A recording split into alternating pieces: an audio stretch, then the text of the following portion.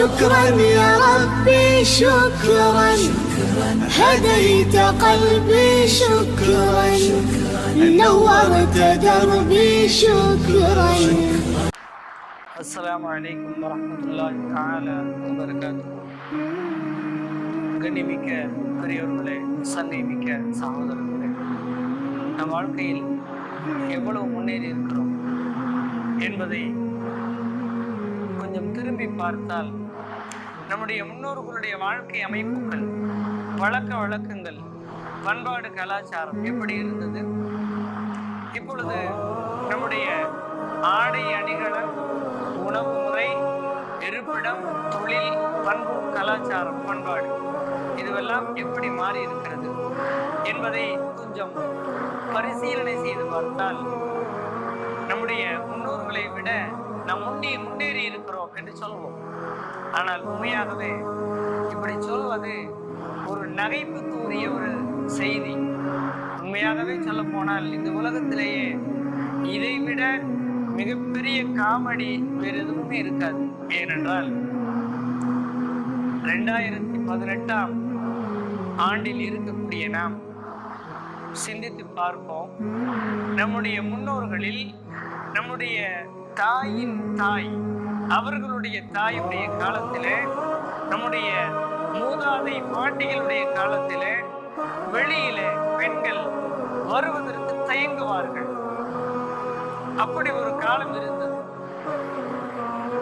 ஆனால் இப்பொழுது நாம் பிப்ரவரி 14 எப்படிப்பட்ட முன்னேற்றத்தை நாம் பார்க்கிறோம். எப்படிப்பட்ட தினமாக இது நமக்கு அறிமுகம் செய்து வைக்கப்பட்டிருக்கிறது. அதனுடைய பின்னணி என்ன என்பதை நாம் விளக்க வேண்டும். ரோமானிய பேரரசனுடைய 2ஆம் கிளாடைஸ், அந்த மன்னன் ஆணும் பெண்ணும் அன்பு செலுத்துவதை பகிரங்கமாக எதிர்த்தான், தடுத்தான். அந்த நேரத்திலே வாலண்டைன் என்று சொல்லக்கூடிய ஒரு கிறிஸ்தவ பாதிரி, ஒரு ஆணும் பெண்ணும் நேசிப்பது அவ்வளவு குற்றமா, அவ்வளவு பெரிய பாவமா? அப்படியெல்லாம் இல்லை, நாம் அனுமதிக்கலாம் என்று தன்னுடைய சொந்த செலவில் விரும்பக்கூடிய ஆணையும் பெண்ணையும் அழைத்து திருமணம் செய்து வைத்தார். வாலண்டைன் என்பவர் இந்த காதலர்களை, எங்கிருந்தோ வரக்கூடிய ஒரு ஆண், எங்கிருந்தோ மறந்த ஒரு பெண்ணை சேர்த்து வைத்து காதல் என்ற பெயரில் சேர்த்து வைத்து திருமணம் செய்து வைத்தார். இதை தெரிந்த அந்த ரோமானிய அரசர் கிபி 269 வாலண்டைன் என்ற பாதிரியை கொலை செய்தார். அவர் கொலை செய்யப்பட்ட பிப்ரவரி 14ஆம் நாள் ஒரு நல்ல நாளாக கொண்டாடாமல் களியாட்ட நாளாக, கற்பு பறிபோகும் நாளாக கொண்டாடப்படுகிறது. இந்த உலகத்திலே மனிதன் எவ்வளவு படித்திருந்தாலும், எவ்வளவு பெரிய குடும்பத்தை சேர்ந்தவனாக இருந்தாலும், செல்வந்தனாக இருந்தாலும், அழகில் உயர்ந்தவனாக இருந்தாலும், ஆணோ பெண்ணோ அவனிடத்தில் ஒழுக்கம் இல்லாவிட்டால் அவன் மிருகமாக கூட கருத முடியாது.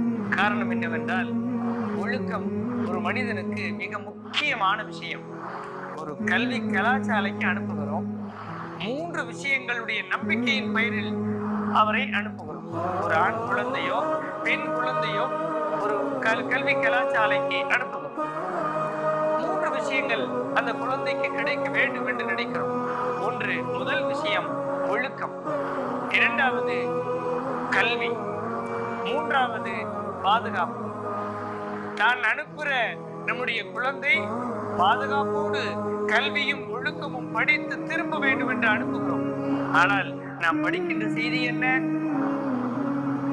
கல்வி கலாசாலையினுடைய பிரதான மூத்த முதல் ஆசிரியரே மாணவியிடத்தில் தவறாக நடந்து கொண்டார்.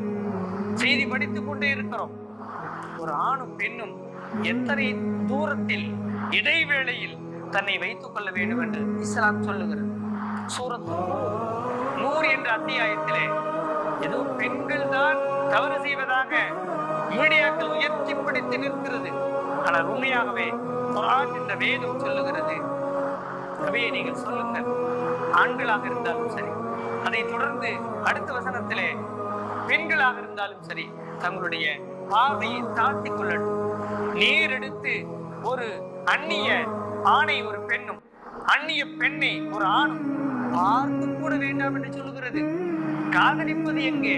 அடிப்படையில் ஒரு மனிதனுடைய ஒழுக்கம் எங்கே பாதுகாக்கப்பட வேண்டும் என்பதை இஸ்லாம் அழுத்தமாக சொல்லுகிறது. ஆனால் இங்கே இஸ்லாம் சொல்லக்கூடிய செய்தியின்படி ஒரு பெண் அந்நிய ஆணிடத்தில் சுதந்திரமாக கேட்ட கேள்விக்கு நளினமாக குலைந்து கூட பேசக்கூடாது. அல் குர்ஆன் சொல்லும், பட்டன சட்டன சுரீரன நேரடியான பதிலை சொல்லி அங்கிருந்து நீங்கிவிட வேண்டும் வெட்கத்தோடு என்று பெண்ணுக்கு இஸ்லாம் வலியுறுத்தி சொல்கிறது. ஆனால் இன்றைக்கு ஆண்களுக்கும் பெண்களுக்குமான சேர்த்து வைத்தலுக்கான ஏற்பாடு காதல் என்ற பெயரில், இதற்கு பின்னால் அரசியல், வியாபாரம், தொலை தொடர்பு எல்லாம் இருக்கிறது.